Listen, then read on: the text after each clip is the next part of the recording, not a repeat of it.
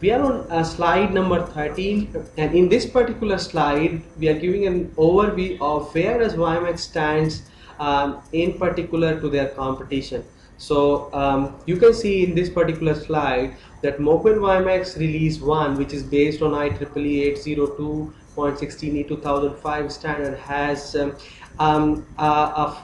one-on competition with HSPA release 6 and HSPA release 7 and 8, and there is also an evolution of 3GPP technologies to an all IP architecture which is called LTE release 8. So essentially, if you see the release 1.0 with IEEE 802.16 2005 is based on OFDMA, and it is also based on a full IP architecture, and 3GPP has a version called LTE release 8. Both of them are actually competing for taking the space of a mobile broadband technology, and both of them has an evolution towards IMT advanced.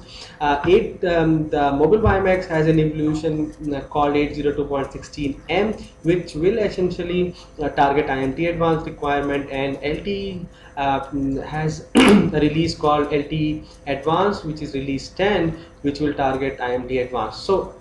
So from this particular slide, one more message that comes out is release 1.0 has good time to market as compared to LTE. So maybe 2 years of time they have before a commercial LTE systems comes, and this is a key slide, the key takeaway from this slide.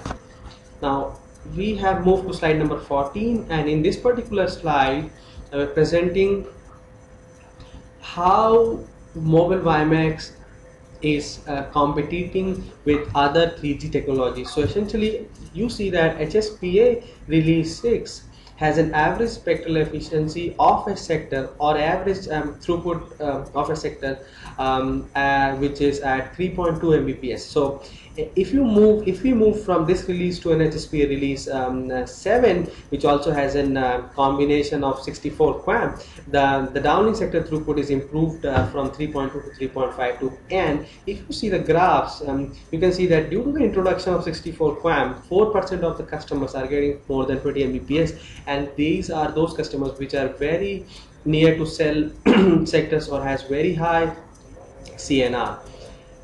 When we compare release 6 and release 7 with WiMAX release 1.0, we found that the number of customers which are having more than 20 Mbps is 8%, and customers which are more than 20 Mbps is 12%. So essentially we see that compared to release 6 and release 7, WiMAX has 2 times more spectral efficiency, and also has a similar more modulation available for customers, and which translates to higher data rate.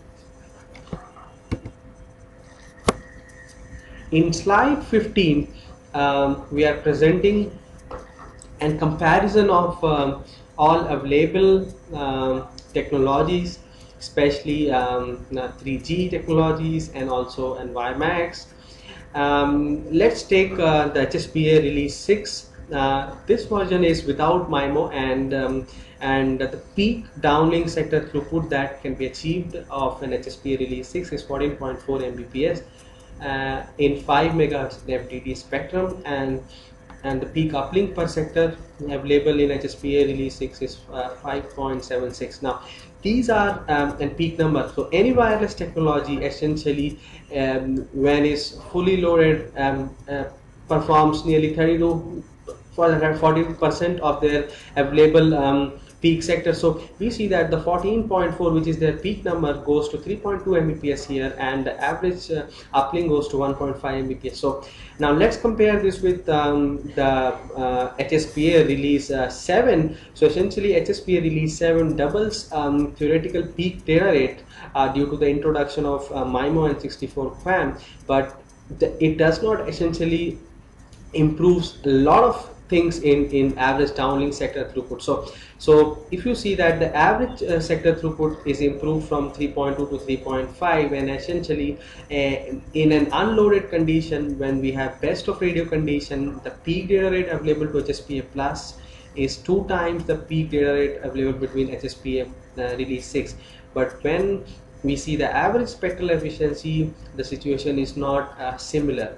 And now let's compare the HSPA release 6 versus WiMAX release 1.0, and what we have found is that WiMAX, even in average spectral efficiency or average download sector throughput, performs 2 to 2.5 times better than HSPA release 6 or release 7, and also has a significant improvement in average speeds available to customers. Now, in this particular slide, I'm talking about WiMAX ecosystem.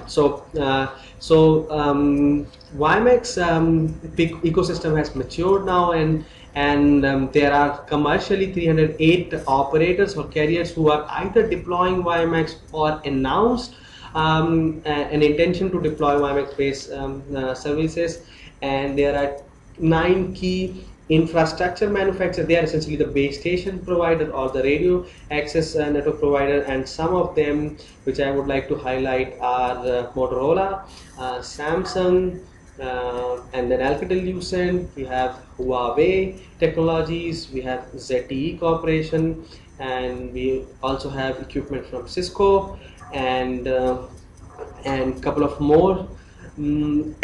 And there are more than 80 device manufacturers which have either a finished product or have a plan to intend to manufacture devices based on WiMAX, and there are 33 chip companies. So you can see from this particular slide that WiMAX has a pretty mature ecosystem, and this is one of the reasons that that the affordable broadband connectivity can be achieved, because if you have a bigger ecosystem, then the prices of the silicon would be moderate for operators and for service providers. In the next slide, I'm presenting some of the chipset or silicon manufacturers, and the prominent one are Besim Semiconductor, Sequans, GCT, and Intel, and there are also equipment chipset manufacturers from Japan called Fujitsu, and we have a couple of more like Wavesat, etc.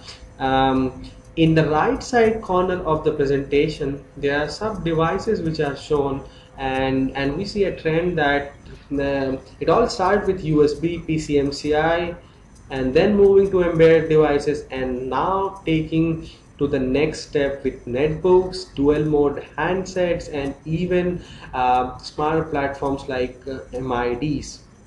Recently, Samsung has launched an WiMAX based MID called Mondi, which is shown in this presentation, and a Russian operator has recently launched dual mode handsets. So we are seeing a trend that it all started with data centric devices moving to much more smarter devices, and then moving to even a dual mode devices.